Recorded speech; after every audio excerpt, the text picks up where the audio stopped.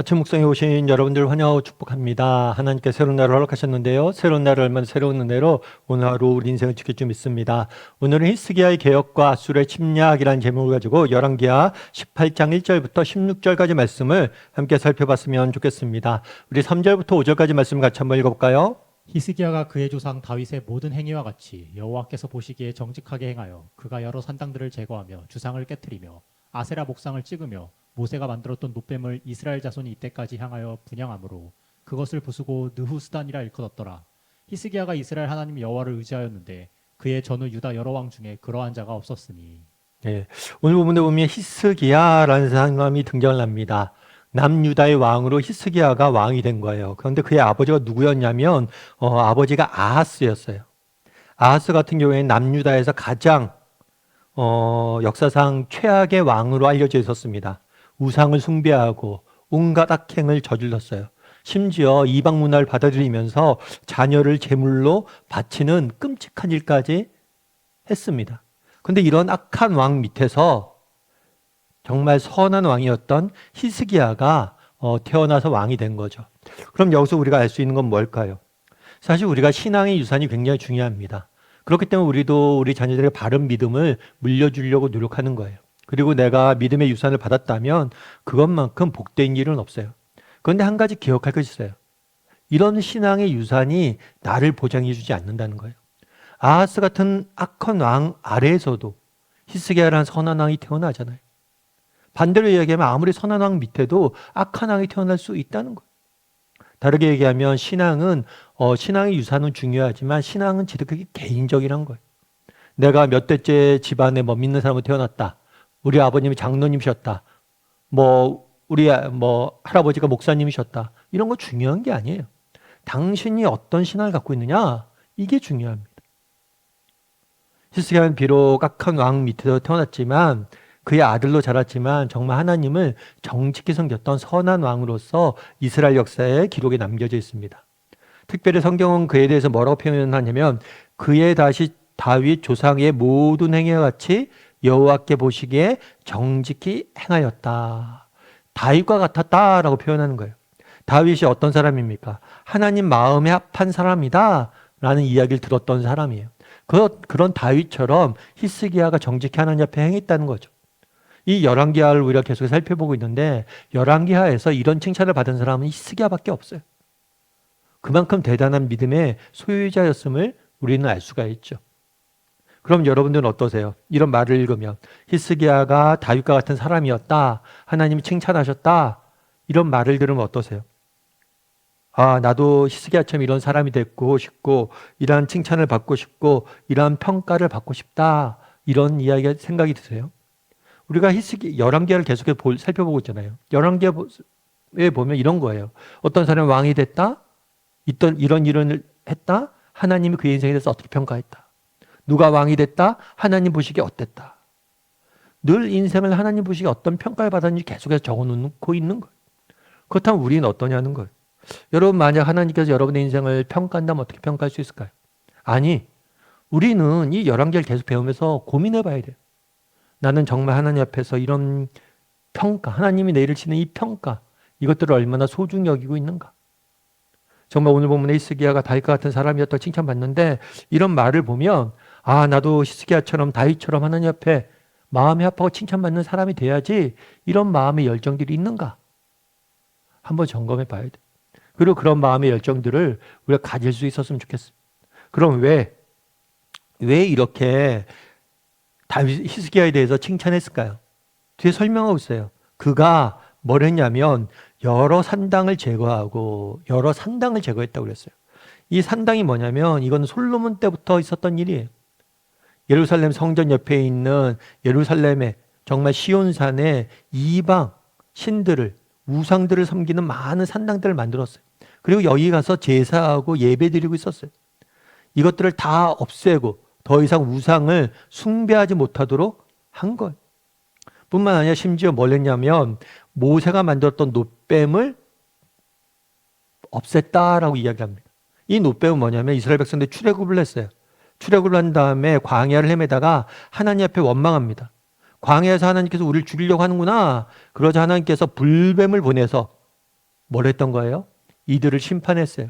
그러자가 이들이 하나님 앞에 정말 기도하자 이들을 불쌍히 여기고 뭘 했냐면 모세로 하여금 놋뱀을 만들게 했어요. 그리고 이 놋뱀을 보기만 하면 구원을 얻을 수 있도록, 병이 나을 수 있도록 한 거죠. 이것은 하나의 상징이에요.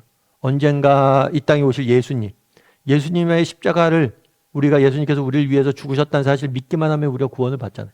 그런 것처럼 놋뱀을 통해서 정말 놋뱀을 바라보기만 해도 구원을 받을 것이다 했고 실제로 구원받았어요. 병이 다 나았어요. 그러자 이 놋뱀을 뭐예요? 이때까지 보존하고 있었던 거예요. 그리고 이 놋뱀을 뭐 했어요? 예배하고 있었어요. 이 놋뱀마저도 뭐가 된 거예요? 우상이 되어 버린 거예요. 그러자 이것까지도 부셨다는 거예요. 그리고 여기서 느후수단이란 건 뭐냐면 이건 놋뱀이라는 의미예요. 원래 단어가. 그러니까 너희들이 섬기는 건 그냥 놋으로 만든 뱀일 뿐이다 라고 선언한 거예요. 그런 다음 뒤에 히스기야는 뭐라고 그랬냐면 히스기야는 우상을 철저히 없었어요. 뿐만 아니라 뭐라고 그래요? 이스라엘 하나님 여호와를 의지하는데 그의 전후 모든 여러 왕 중에서 그러한 자가 없었다. 오직 하나님만을 의지했다라고 이야기를 합니다. 오늘 본문에 보면 뭐와 뭘 연관지어 이야기하고 있어요? 우상과 하나님을 의지하는 것. 이 두 가지를 연관지어 이야기하고 있어요. 우상이 뭐냐?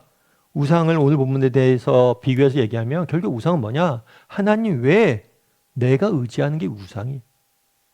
모든 하나님 외에 우리가 의지할 수 있는 거 모든 걸 다 없애버렸어요. 그리고 뭐 한 거예요?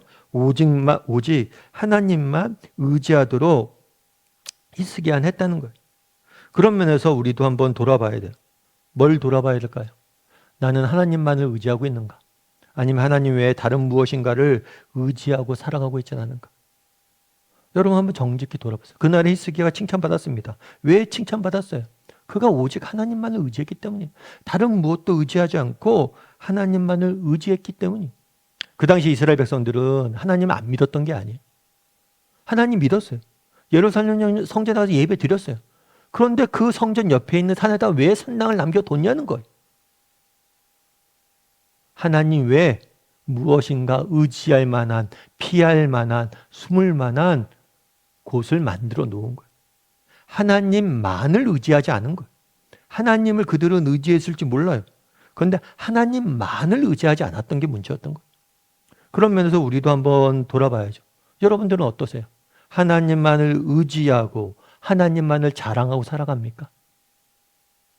아니면 하나님 외에 무엇인가 의지하는 것들이 있고 하나님 외에 무엇인가 자랑하는 것들이 있냐는 것. 점검해 봐야 돼요. 왜 그날의 히스기야가 칭찬받았습니까? 하나님만을 의지했기 때문이에요. 하나님만을 자랑했기 때문이에요. 여러분들 다이어트 좋아하시죠? 다이어트 요즘 뭐 건강에 대한 관심들이 많으니까 다이어트 하는데 저도 이제 다이어트를 좀 하려고. 근데 저 같은 경우에 개인적으로 다이어트 하는데 제일 방해 요소가 뭐냐면 야식이에요, 야식. 저녁에 이제 뭘 자꾸 먹는 거죠. 그러면 여러분 몸의 건강을 유지하려면 야식을 먹어야 될까요? 안 먹어야 될까요? 먹지 말아야 돼요. 그런데 자꾸만 어떤 생각이 들어요? 야식을 줄여야지. 야식을 적당히 먹어야지. 이런 생각을 하는 거예요. 여러분 다이어트를 하려면 완전히 끊어야 됩니다. 적당히 먹어서 다이어트가 되나요? 안 돼요. 아무리 건강한 음식도 밤에 먹으면 살쪄요. 우리는 그런데 자꾸만 뭐가 있는 거예요? 적당이란 게 있는 거예요. 여러분 다이어트를 해도 완전히 끊어야 다이어트가 되는 거예요. 신앙도 마찬가지라는 거예요. 하나님만을 의지해야 돼요. 다른 무엇인가 계속해서 불순물이 껴 있으면 그것이 점점 우리를 하나님으로부터 멀어지게 만들고 결국에 정말 하나님을 떠나게 만드는 거예요. 그렇기 때문에 그렇게 성경은 이야기하는 거예요. 산당을 없애야 된다. 그리고 산당을 없앤 것에 대해서 이렇게 칭찬하는 거예요. 여러분 우리도 한번 돌아봤으면 좋겠어요. 다이어트를 해도 완전히 끊잖아요. 그래야지 다이어트가 되잖아요. 그래서 정말 우리가 다이어트를 하나 해도 적당히가 아니라 완전히 해야 되는데 내가 하나님을 믿고 살아가는데 정말 하나님만을 믿고 살아가는지 하나님 외에 다른 무엇인가 의지하고 살아가고 있지는 않은지 점검해보고 하나님만을 믿고 하나님만을 의지하고 살아갈 줄 아는, 또 그랬을 때 하나님께서 우리 인생을 칭찬하시고 우리를 통해서 일하시는 거예요. 그렇게 될 줄 아는 저나 여러분이 되기를 주님의 이름으로 소원합니다. 우리 시간 함께 기도했으면 좋겠는데요. 기도하실 때 오늘 말씀 기억하면서 기도했으면 좋겠습니다. 정말 나는 하나님만을 의지하는 사람인가? 하나님 외에 다른 무엇인가를, 우상을, 정말 노뱀을, 다른 무엇인가를 의지하고 있지 않은가? 정말 우리가 다이어트를 해도 아무리 좋은 음식도 많이 먹으면 살쪄요. 정말 아무리 좋은 것이라고 해도 그것들을 의지하는 순간 정말 영적으로 우리는 피폐해질 수밖에 없습니다. 오직 하나님만을 의지하며 살아가는 사람이 되게 됩니다. 나는 하나님만을 의지하는 사람인가?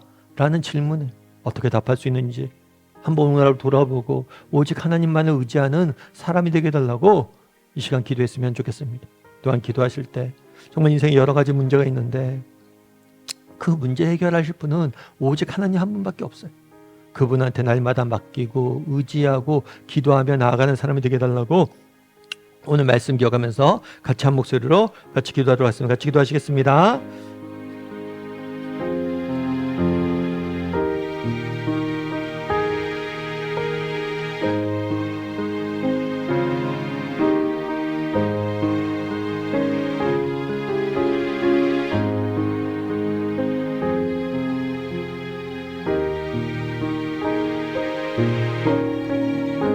사랑의 하나님, 오늘 히스기야의 삶에 대해 살펴보았습니다.